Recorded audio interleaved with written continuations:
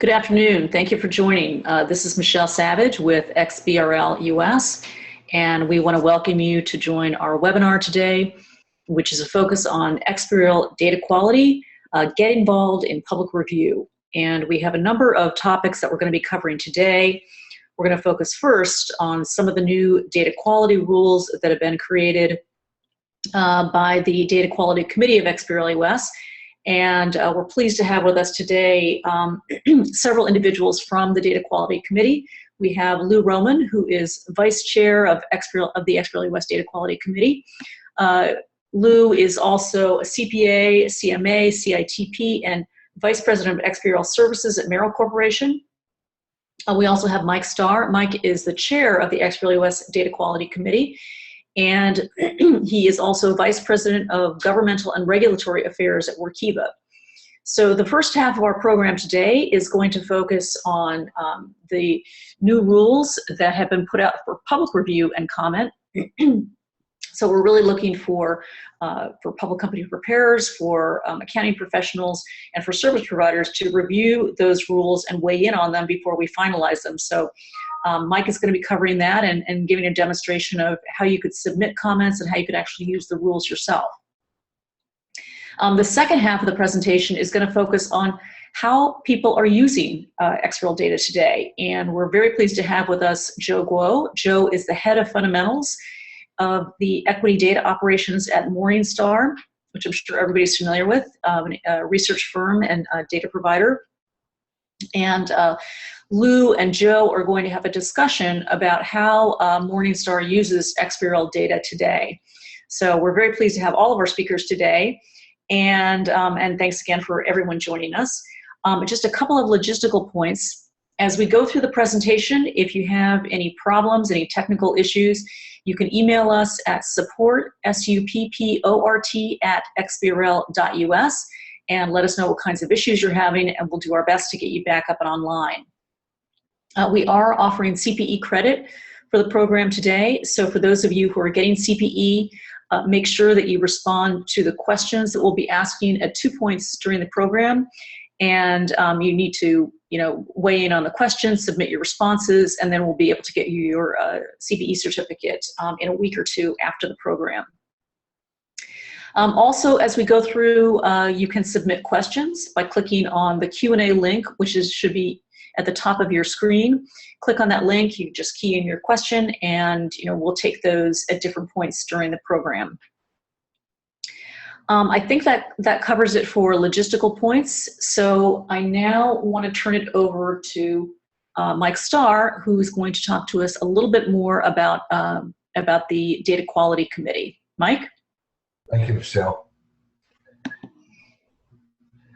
When we started the Data Quality Committee in mid-2014, we started with a very simple mission. We wanted to develop freely available guidance and validation rules to eliminate the inconsistencies and errors that we see at XBRL data.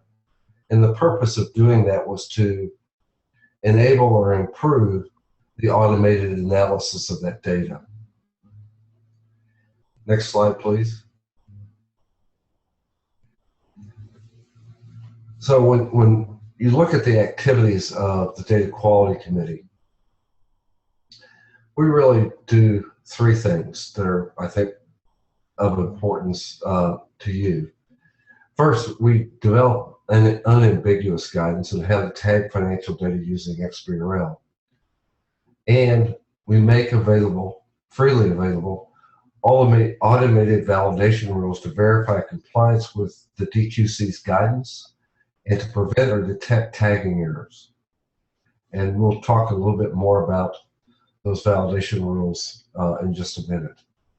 The second thing we do when we issue proposed rules is we put them out for public exposure for a 60-day period, and we take the input that we get from the public, incorporate that input as appropriate in the final approved guidance and validation rules, which go back through the committee and are approved by the committee.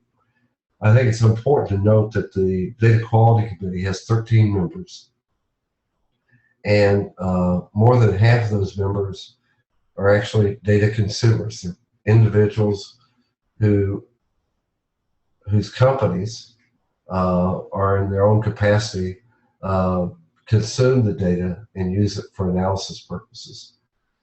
The last activity that we engage in is that we have regularly scheduled meetings with the SEC staff. And in those meetings, we discuss with them what our priorities are, what we've done since our last meeting, and perhaps most importantly, to achieve our ultimate goal, we review with them the results of applying our rules. So, for example, last year, just about 11 months ago, we issued our first set of validation rules. Those rules were put in effect, or they were effective as of January 1, 2016. And when we looked at the application of those rules for the filings that occurred in the first quarter of 2016, so as many as you all know, that's when most companies file their 10K, most companies are calendar year-end companies. When we looked at the application of the rules to those filings that occurred in the first quarter of 2016, and we compared the application of those rules to the filings that occurred in the first quarter of 2015, what we saw was about a 64 to 66% decrease in the number of errors that those validation rules were designed to detect or prevent. And I think that illustrates the importance and value of those rules, because we had gone through that public comment period. We issued it well before year end. We issued the validation rules well before year end, and companies were able to then run those rules before they filed. And I think it's pretty obvious that that's the reason for that very significant decrease in the number of errors that were detected in 2016 compared to 2015. We reviewed the results of those rules with the staff. We also talk about how they're using the data. It wasn't so long ago that there was a rumor floating around that they weren't using the data, which is actually not correct. They are. And what we're hearing from them and seeing from them is that their increase of the data is expanding. I think we've seen them put out more information recently on what they expect, and I think we'll see more of that in the coming months. Next slide, please. So let's look at the rules that we put out. I mentioned the first set of rules that we put out. We also issued a second set in August. That public comment period expired at the end of September. At the Data Quality Committee at its last meeting in I said September, I'm sorry, at the end of August was when the public comment period expired. They were actually put out in July. I misspoke. At our meeting in September, we approved the rules for publication, and they're now in open source, freely available for everyone to use. And the effective date for those rules is the same as it was last year, January 1st. Now we're putting out our third release of rules. And what you see in front of you is the first set. We've added negative values to the existing rule to detect negative values. When you look at the file that's shown there, it provides a list of additional elements that should not be negative. And as always, we would like your comments. The public comment period will expire in about 2 months. Next slide, please. And this is an example of the negative value rules that we've put out. And As you can see, some of them I think are pretty obvious. Due for related parties, you would not expect that to be a negative value. Finance, interest, expense, etc. And this is what you see. Shows the rule, how to find it, a definition, and the type of balance it should be. Next slide, please. We also put out rules that address access member combinations. The intent of this rule, or these rules, are to limit the types of members that can be used on different axes. So here you see this statement equity components axis, and it limits the members that are put on that axis, and where you have a member that's not permitted by the rule, it will obviously fire an error. And this shows the elements that would be appropriate. Next slide, please. So now we're going to move to a demonstration of both how to run the rules and how to submit comments on those rules. And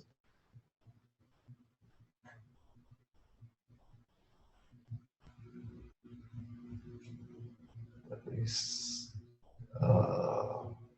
share screen. Now move to the rules themselves. So you should be viewing my screen down, and we're on the home page for XBRL US. You simply come to the home page, go to data quality, as I just did. If you want to, I'll show you how to run the rules first and then show you how to make comments. If you want to run the rules, you can simply click on check your filing with the data rules. This box pops up, and I'm already logged in, so I just close it. And I could run an URL plugin on my computer. I can run it straight from the site, or I could scroll down. I think it's down here, yeah. I could use a third-party tool available to upload the formatted filings and review the results of data quality rules. I'm going to use this file. So let me open the file up. Got one right here. So I open the file and just simply click on check filing. And in just a second, we'll see it pop up with a set of errors, if there are any errors in this filing. And it takes a second to do this, but not that long. And what you see here are is the log of errors. Shows you the code, which rule, the rule number, and then provides a message. In this case, there was an extension member used that is not permitted. And that's the first three rules. And then the second rule is interest capitalized was shown as a negative value, and obviously interest capitalized should not be a negative value. So that's the result of running it against the existing rules. You could do the same thing. You could click on the public exposure rules, check the filing. I'll do that very quickly. That'll come up, and it'll show both the new rules, the ones that have been put out for public comment, as well as the existing rules. So if you come down here, we'll see these last four rules are from the existing rules, and the first set is from those for public comment. So running the rules against your filing, as you can see, is relatively easy. I was the test case for this. I thought if I could do this, anyone could do it. So we've now demonstrated that anyone can do it. And that's running the rules. Now, if we back up to to the public exposure guidance and validation rules. Here we can provide you can provide general comment, feedback on the rules, or you can go to the specific rule, which I just did. When you get here, if you want to comment, it's important that you click here, scroll down to the bottom.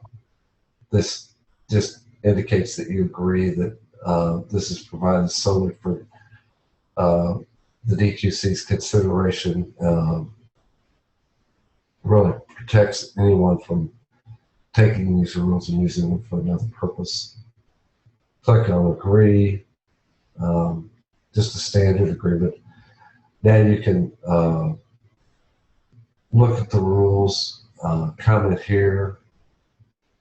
So if you want to, you could upload a file by clicking on choose file, or you can comment here and just provide your comment as I have, and then post the comment. I'm not going to post the comments, so we won't do that. And you can go over these are all the approved rules, and you can come down here and look at the ones for public exposure. So I click here. Sorry, I was right there. Let me click here. This is the tagging, accessing members, and it pulls up the. Oops, I didn't mean to do that.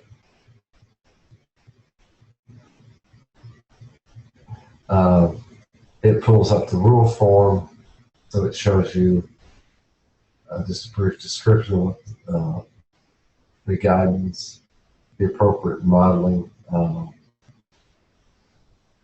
and then the elements that can be used. Shows you the next one, the statement scenario axis and the range axis. It again goes through and explains how each of those can be used, and provides a place for comment. As you can see, we've already gotten one comment already on the rule. So that's the process for both running the rules and providing us comments. And I will remind you again, it's really important that we get comments. Our goal is to put out rules that don't identify false positives. We want the rules only to identify those that are errors. So if you have a situation where you think the rule is not working properly, please comment and let us know that. That's one of the primary reasons that we go through this process. And with that, Michelle, I'll turn it back to you. Great, thanks very much, Mike. We do have, if you want to stop sharing your screen, and I'll bring my screen back again. And just before we move on to CPE questions, which is going to be our next topic, we do have a couple questions. And these are questions. The first question is, can zip files with inline XBRL be checked using the US data quality rule check, or only standard XBRL zip files? Is it possible to do this with inline XBRL, Mike?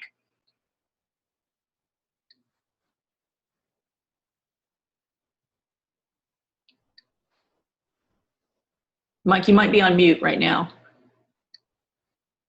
But I'm sorry, I was asking you to repeat the question, but I just pulled the questions out. The first question was, can zip files with iXBRL be checked using the XBRL US data quality rule check? I think yes.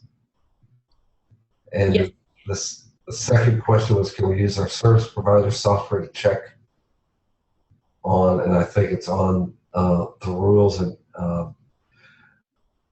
provided that your service provider has incorporated the rules into their application, and provided that that incorporation has been certified by XBRL US, the answer is you can. With respect to the proposed rules, it depends on whether or not they've actually incorporated them. And at this point, they may or may not have.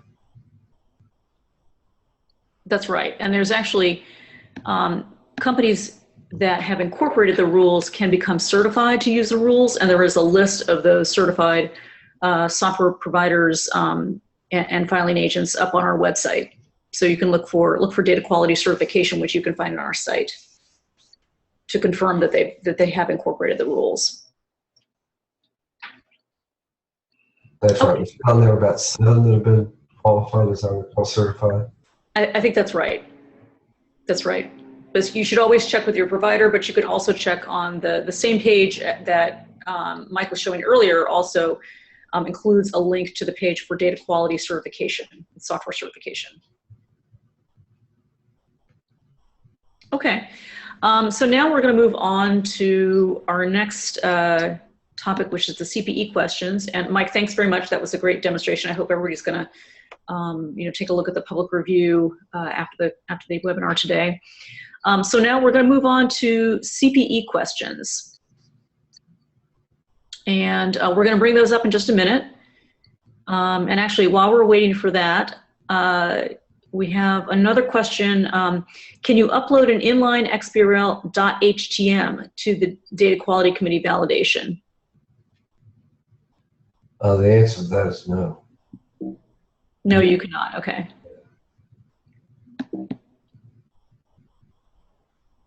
Okay, so bear with us a minute while we're bringing up the CPE questions.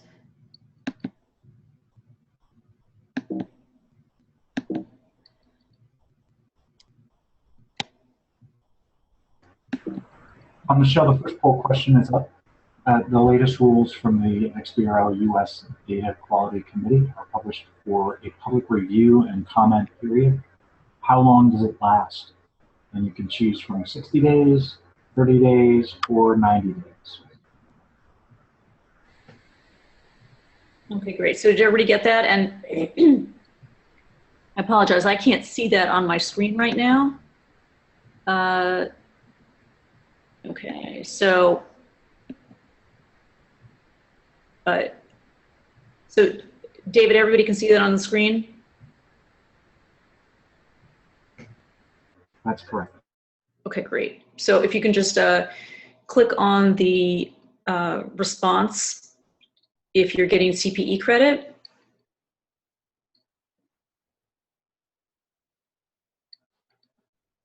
And then we're going to do one more CPE question before we move on to the next part of the program.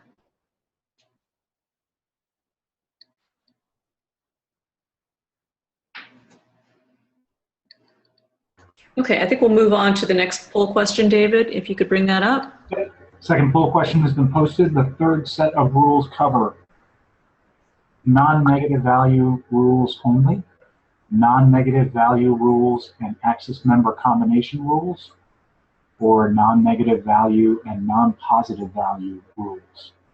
Choose from one of those 3 responses.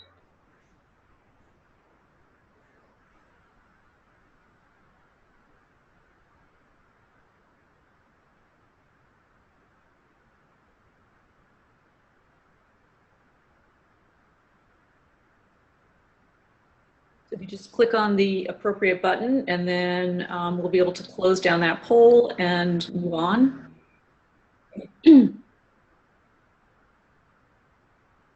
Okay, David, I think we can close down that poll and we'll move on to our next section.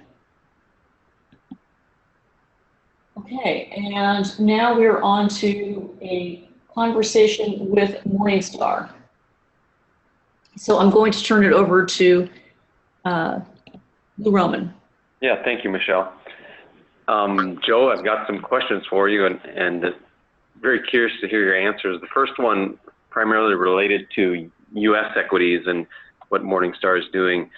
While I'm assisting other companies in preparing their XBRL, I very, very often get the question, who's using XBRL? It comes up more than you would imagine.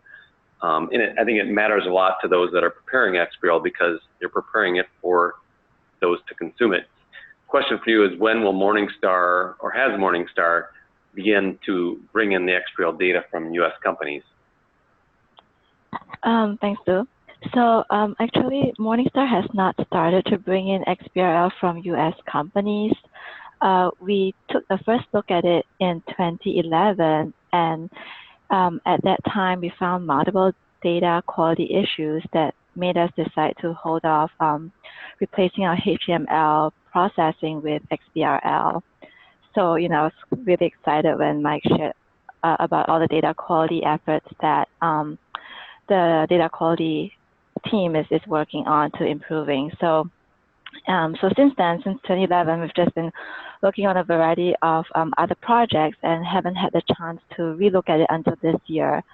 And so in Q3, we started to do some research and assess the data quality and to make sure that all the data quality issues that prohibited us from adopting it 5 years ago were resolved. And we are very pleased to say that we have found that majority of our concerns are allayed, and we have are going to proceed with the project. So my team is actually currently busy doing research and preparation to map the taxonomy so that we can start ingesting it next year. Okay, the topic of the webcast today, it fits right in with your answer about data quality, because the data quality committee is producing these rules. But when you spoke about data quality, I'm curious specifically, what data quality issues have you encountered when working with the U.S. data? Yeah, so our findings were 5 years ago, so it might be a little bit dated. So I just remember that when we were doing our research back then, we found issues like the most basic one was the fact that when we compared the HTML and PDF filing against the XBRL, we found that they were not the same. And so that kind of just led to the fundamental question of whether or not these XBRL filings could be used at all. Because we at the time, at least based on the HTML and PDF and our experience on it, we used it as the benchmark and standard. And then we also saw like a string of zeros as well as negative values that Mike mentioned earlier, like so they were just like wrong signs and all that. So it was just really these were some of the quality issues that just made it very costly. Like if we have to review every single XBRL filing and worry about whether or not the numbers are provided correctly, it was just going to be too costly for us to use it. So those are some of the data quality issues that we found. Interesting, because I'm very familiar with those types of errors, and our data quality committee has talked about those specific type of errors as well. Hopefully it's improved, but you're seeing some of the things that really matter, and I think that's a good message for filers as well, that these things do matter to the consumers. Regarding non-U.S. equities, XBRL financial reporting has been mandated in many countries, not just in the U.S. It's actually a very long list of jurisdictions that have required XBRL reporting. So I'm wondering, what other XBRL formatted data does Morningstar use other than the U.S.? And why did it take so long to begin bringing in that U.S. data? Yeah, so currently we're using XBRL data from Japan and Taiwan. And why we chose to use those markets first before US was just a matter of timing and prioritization. So, so we've been covering the US market for a long time, and we've invested significantly in technology and intelligence to make our processors process the HTML PDF document as efficiently as it possibly can. So there was definitely a switching cost to switch from HTML and PDF, as the HTML process that we had was pretty efficient. And then, and as mentioned earlier, when we looked at it in 2011 and found the data quality issues, we just had to, close that door temporarily. And then, so at around the same time, as we look to expand our coverage globally, our coverage for Japan and Taiwan wasn't great at that point in time. So in order to cover that market, those markets in the most efficient and cost-effective way possible, and those two markets happen to have already mandated XBRL filings, and they were available, so we just used those filings as our primary source from the get-go. So there wasn't any searching involved, or minimal searching. So that's why we went with Japan and Taiwan. So I think it's almost like, because we started covering those markets later and technology has caught up in those markets.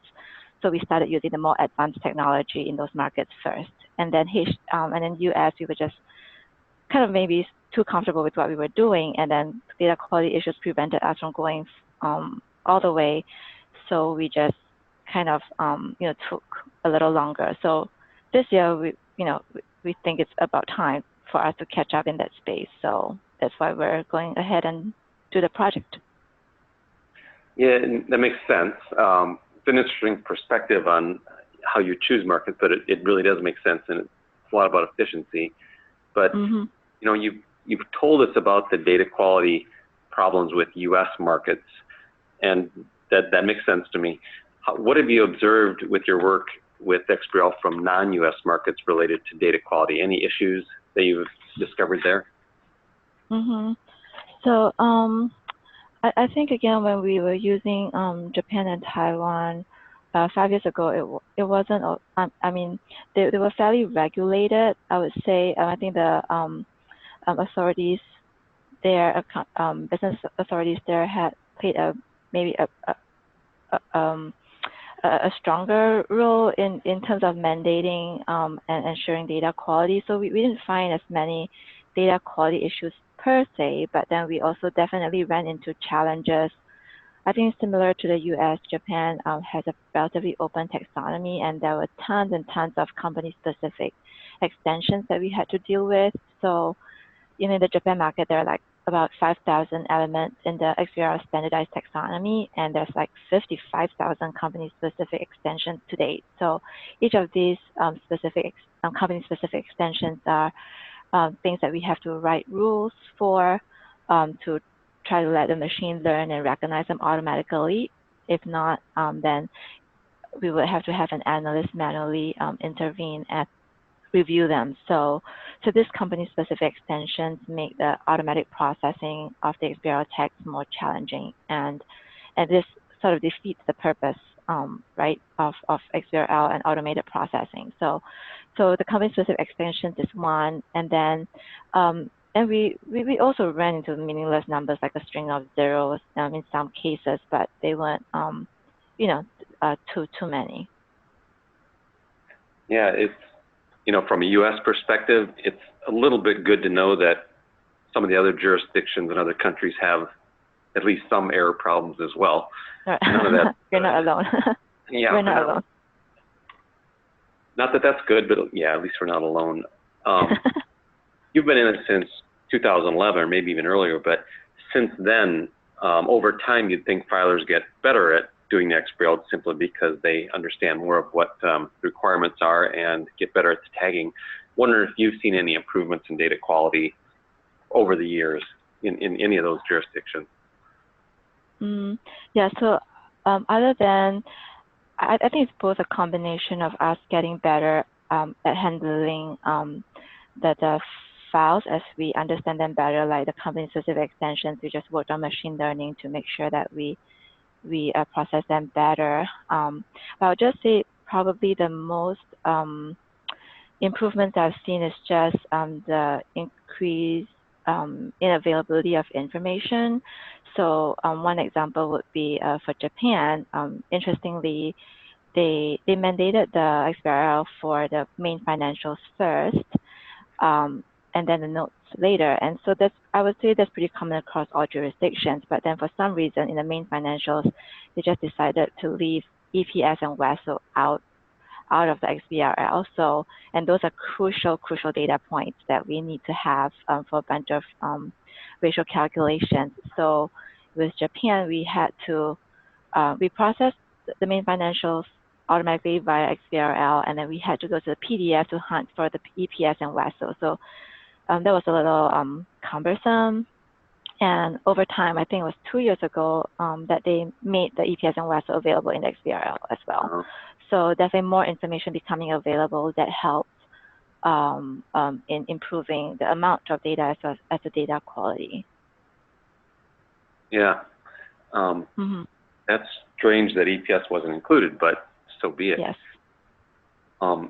ideally when the XBRL is submitted, the data is perfectly structured and tagged, and you have to make no changes at all. But I know that's an ideal world. Hopefully things like the DQC rules, especially in the US, are going to significantly help that. If we do this same conversation a year from now, or maybe two, I hope your response to the US question, at least, is that it's improved, data quality has improved significantly because of the DQC rules. But of course, we'll see what happens. Yeah, I think we just need to have people using the rules, right? We can create a bunch of rules. If nobody uses it, then that is wasted. Yeah, exactly. And I'm very involved with rules, and they are extremely, let's say, accurate and good rules that I think, if people didn't use them, it's to their own value. So I agree, everybody should use them. Aside from the data quality that you've been talking about, have there been any other challenges working with XBRL data in some of these other markets that has been a challenge for you?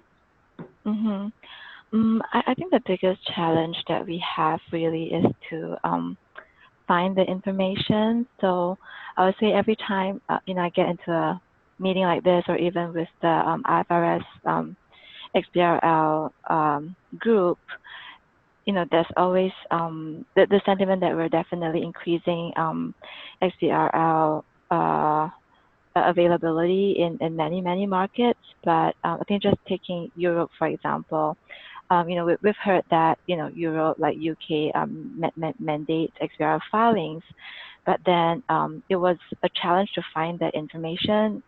And so for example, like UK, I think it was the HMRC, the tax authorities that mandated the XBRL filings, but not the exchanges, not the company's house. So in fact, UK is one of the markets that we're very interested in going into XBRL, but we just haven't been able to find that information. So I would say that data availability is the biggest challenge for us. And then related to that is also that in some of those other markets, the XBRL filings are not as timely as the PDFs and HTMLs. So, and well, in the data business, just timeliness is key. And if we have the XBRL filing, 2 days later for a very high priority company, where we could have just captured the PDF or HTML filing on the day of the release, then having the XBRL filing almost defeats the purpose again when it's not issued at the same time as the PDF or the HTML. Right. Yeah, I'm sure people take the PDF and do their analysis. Yeah. And then subsequently the XBRL gets available, which is rather useless. Yep. Which is kudos to the SEC for making the XBRL at the same time. Given all your experiences in the US and non-US, on this call there's a lot of SEC filers. So the question to you is, do you have any advice to the US issuers and filers in developing their XBRL filing? Well, I mean, since I'm not prepared, I can't really give you very much advice, but just from a user perspective, I just want to encourage all of you to just keep focusing on the data quality of the XBRL filings that you put out there. Use the rules, use the tools that the data quality team committee has been putting together as much as you can. And then again, I think maybe preparers would hate this comment, because I know there is a reason why you guys want to use company-specific extensions, because in order to reflect the uniqueness of the line items in your company's financials. But I think just generally, the fewer company extensions, the better, because I mean, in some ways, like accounting rules and accounting standards, they have a finite number of concepts, and that is how we as data aggregators use and interpret the information. So sometimes the company-specific extensions may not go all the way out to our end user because we are doing a level aggregation on the information. So fewer companies extensions possibly. Yep. I've Yep. heard that from many other users as well, related to extensions. Put it this way, if on the fence or there isn't any ability to use a US GAAP taxonomy tag, go ahead and use it, of course, if it's appropriate. But yeah, it's interesting you say that because I've heard it from others as well. Mm-hmm. There's always seems to be a debate between whether structured data is worthwhile or not and beneficial to consumers of the data. I'm curious to know, for Morningstar, why did you switch to using XBRL, and why are you considering it for XBRL? Is it, why? Mm-hmm. Why? So I think firstly it's the timeliness aspect. As I mentioned earlier, XBRL allows us to provide data in a faster and more timely manner. So since market data is very time sensitive, we want the end user to have the financial results of companies as soon as they announce, or if not, just the shortest time like possible. So when companies start filing their XBRL at the same time as their press release or HTML PDFs, this allows us to do that. And with XBRL, because it's a computer language, it's automated, we can actually pass it through our system out to the end user with minimal manual intervention. And even if we need to, we can always come back and create rules and flags for the system to alert the analysts when they have to go into manually review. So first, the timeliness is the main thing, and then also equally important is for more accurate data. So wrong information will lead to wrong investment decisions, and so it's very important as a data provider to provide accurate information to our users. And if we increase the level of automation and we don't need to have manual data analyst intervention, we could reduce the risk of any manual errors that might be created by the data analysts for from a human perspective. And so then the other benefit I can think of is that as authorities mandate, right, not just the main financials but also the notes to financial statements to be in XBRL as well, we're actually going to be able to extract as much data as possible from the document, so we're able to provide a lot more value-added data to the end users in the most efficient way. So that we don't, combing through a huge annual report really takes a lot of experience and knowledge for the analysts to be able to find the relevant information. So if it's all in language and we can just parse the elements that we want and we need, then it makes it a lot easier to extract the information. So I would say these are three very important and fundamental and compelling reasons why we wanted to use XBRL. Yeah, very significant reasons. Thank you for that. So if you got asked the question, who's using XBRL today and how are they using it? What would be your response given all your as much knowledge as you have about the industry and what's going on with XBRL? Yeah, so I think a lot of data providers like Morningstar are using XBRL, and then there has also been a lot of software technology firms that have been able to get into the data business through the XBRL filings. So I think these are probably the primary data direct users of XBRL filings. And then, and in a way, all the clients of all these institutions and data providers, all our clients, individual institutions, they benefit from the data that we collect. So in some ways, they are using XBRL as well, but indirectly via our websites like Morningstar.com and direct. So I think there's both like direct and indirect users, and anyone that just goes through like just take one example. A lot of individual investors, they use MSN Money that's powered by Morningstar data. So the faster we get the data into our Morningstar database, the faster we can see MSN, and the faster the individual investor gets it. And then likewise for all our institution users, they also benefit from the timely data. So I think these are just some of the users of XBRL data today. Yeah, more than I thought. It's good to know that, and especially since there's so many U.S. filers on the phone and on this webcast. That's good for everybody to know. At a place like Morningstar, I mean, there's a significant amount of data that's used to evaluate equities.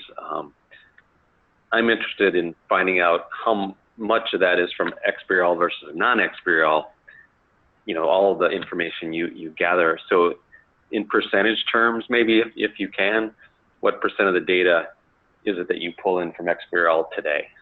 Is that, can you, any idea? So, yeah, so I think on the equity side, I would say about 15% of our data, our financial data, is from in XBRL format. So just, from the Japan and Taiwan markets, that's about 6,000 out of the 40,000 companies that we cover today. So that's about 15% of our database. And then I know even my colleagues in the managed investment team, when they're looking at the fund prospectuses, I think they were really interested in using XBRL as well, but I'm not very familiar with the reasons why they haven't. But I think there were some challenges over there as well. So I think 15% of our database. Yep. Okay. Thanks for putting it in percentage terms. And I know it's an estimate, but that's helpful. Yeah, it'll be more after we get the US ones in, so that would definitely ramp it up pretty significantly. So if I ask you that question a year from now or 2 years from now, you're saying it'll be greater than 15%? Absolutely, yes. Okay. Here's a question that I get asked a lot when I'm talking to companies about XBRL. Will there be other types of data required to be submitted in XBRL format? And the SEC Office of Structured Disclosure, I've listened to some of their webinars and such, and listened to them speak at live seminars. They've stated they're looking at other areas to determine if those areas are conducive to XBRL and appropriate for being submitted in XBRL. So, question for you is there any other data other than what's currently being tagged that you'd like to see submitted in the structured format? So I think other types of data for sure, but maybe before I do that, I would like to also put a plug in for ADRs, because right now I don't think they're required to file in XBRL. So many of the 20Fs are still, either scanned PDFs or HTML. So it'll be great if the ADRs and foreign filers can be filing in XBRL as well. And then other types of data, I think what of greatest interest to Morningstar is maybe the corporate actions and dividend data. So I think those are fairly, although a lot of times companies announce them in an unstructured format, they are still data points, and there's a finite list of corporate actions most of the time, like stock split, stock dividends. So I think it'll be great if this kind of data can be put into XBRL with the appropriate tags. And then I think the other one is, for the press release information. So a lot of times when the company announces their press release, they put in a lot of disclosures for normalization for their EPS, like irregular expenses, restructuring charges. So these are commonly only found in the press release or hidden somewhere, obscure in the management discussion or sometimes the notes. So I think if some of this information can also be structured, again, because it's they could well be line items on the financial statement. So it would be great if they could just be tagged as well. And then, of course, total shares outstanding information, like any share issuances or share buybacks, this kind of information that available in press releases today, we have to manually go comb through the press release, read them, and figure out what to do with it. So it would, I cannot imagine how much efficient all our processes will be if all these could come in via XBRL. I think that's probably it, at least based on my key pain points today. I think these are probably some of the things that if we could have them in XBRL, that would be wonderful. Okay. You say that's probably about it. That actually sounds like a lot to me. And it's, we're not going to predict on this webcast what things will be next or such, but I think there's a pretty good indication based on what the SEC has said and your answer that there is going to be increasing amounts of items that are going to be required in a structured format. So thanks, Joe, so much for those answers. I think it's great information for everybody listening, including the U.S. Filers that are on the phone that are registrants with the SEC. So with that, Michelle, Joe and I will pass it back to you. Great, thanks very much, Lou, and thanks very much, Joe. Yeah, that was really helpful. We're going to take a couple of CPE questions right now. And as we're doing this, if any of you have, so if we could bring up the CPE poll screen. And as we're doing this, if anybody has additional questions they want to ask, just again, click on the Q&A link at the top of the screen and post your questions. So David, if you could bring up the poll question. Michelle, I posted the poll question, and it is, when does Morningstar plan on bringing in U.S. public company financial data in XBRL format? 2017, 2018, or 2020? So for those of you getting CPE, if you could just click on the button that answers the question correctly. And then as soon as we get those recorded, we'll be able to move on to the final poll question.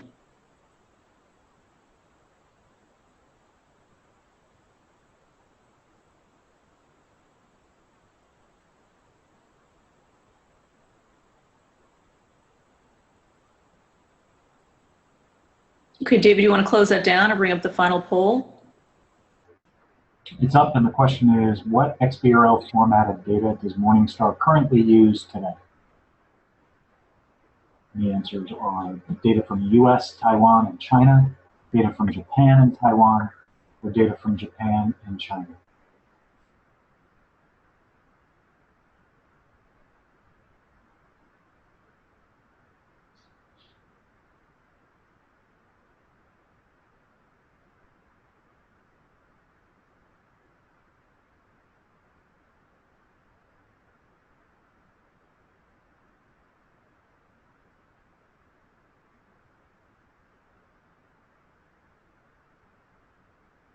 After we complete the poll questions, we'll go to audience questions for Lou and Joe.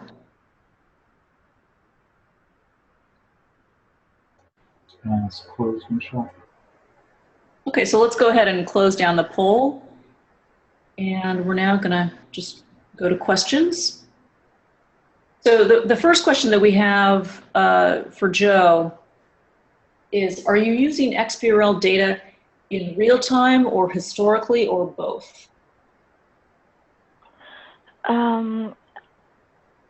Maybe let me clarify. So if the way I understand the question is that if real time, you mean that for ongoing filings, we were to be using the ongoing filings, and then for historical, I take it to mean historical filings, such as say from fiscal year 2015 and before. So I think my answer to that is really both. Just borrowing the experience of building out Japan and Taiwan 4 to 5 years ago, we were in fact ingesting financials from 2005 to 2010. So we were using the historical XBRL filings as well. They're always relevant information. And so even when we bring in the US data, we haven't quite decided to whether or not to reprocess the history, because that is a pretty expensive effort, and with the quality issues, I mean, we do not want to do anything to jeopardize the database. So I think for US, I can envision us using it only for ongoing filings. Whenever we start the process next year is when we would start using the XBRL data. I hope I answered the question. Yeah, no, I think that answers the question. And then I think we have one more question. Who uses equities data for Morningstar? Like who are your clients that are accessing this data, and have they noticed a difference between data coming in XBRL format versus coming from traditional data sets? I guess that would apply to US data, obviously. Yeah, so I would say that a lot, our clients will include all of equity data clients, be it, and there are, I would say, three main products that we support equity data on.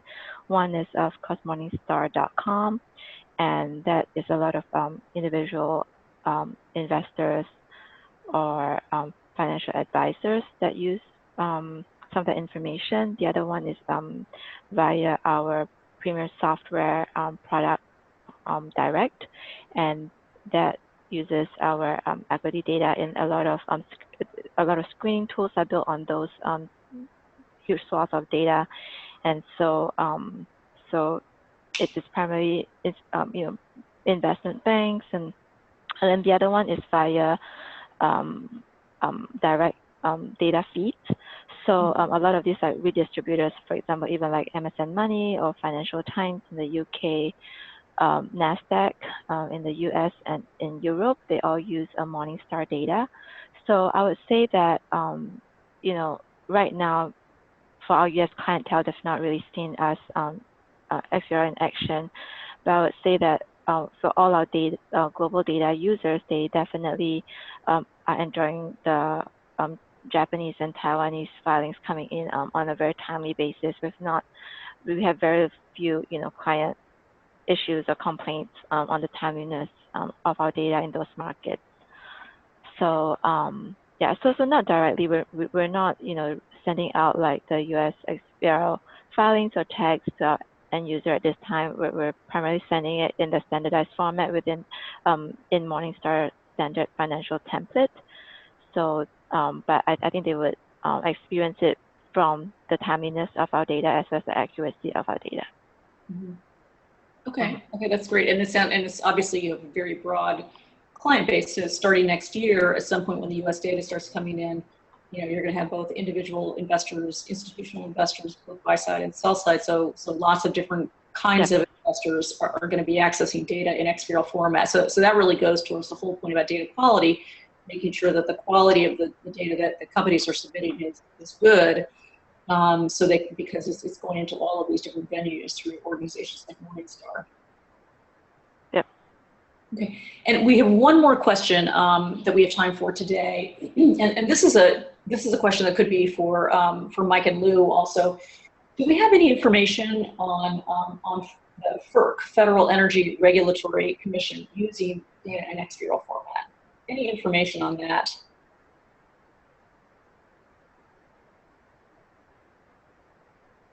I don't know, Mike and Lou, if you have any insights into that. I do not. I've heard about it and surface level, so no, nothing additional to add. Okay, that's something we'll probably be investigating, but sounds like a good topic for a future webcast. Future webinar on energy use of XBRL data. Well, we are working on a solar data taxonomy, so there is work on the solar energy side. So I imagine that's going to bleed over into other types of energy as well. Okay, well that's all the time we have today. I want to thank everybody for attending the call today, and I want to thank our speakers very much: Mike Starr, Lou Roman, Joe Guo. Great insights, and we appreciate your input. And please, everyone, jump on the public review, take a look at the rules, and submit your comments. And I also want to let everybody know about some upcoming events that we have next week on Monday, we have an in-person investor forum in New York City, and this is a free program. We're featuring speakers from the SEC, from Thomson Reuters, and many more organizations, including some interesting, very innovative startup organizations. We're going to be talking about blockchain. We'll be talking about data visualization and smart contracts. We're going to talk about data quality again. We're actually going to be having, the keynote speaker is Rick Fleming, who's the SEC investor advocate, and we also have Howard Kaplan from the SEC's Division of Enforcement. He's going to be talking about how they use XBRL data. Then on November 9th, we're going to have a webinar providing findings from a study that was conducted by the CFA Institute. Mohini Singh from CFA is going to join us for that, and she's going to be talking a lot about data and technology and how investors can access it and leverage it. So once again, thanks very much, and hope to see you next week at the Investor Forum. Thanks again.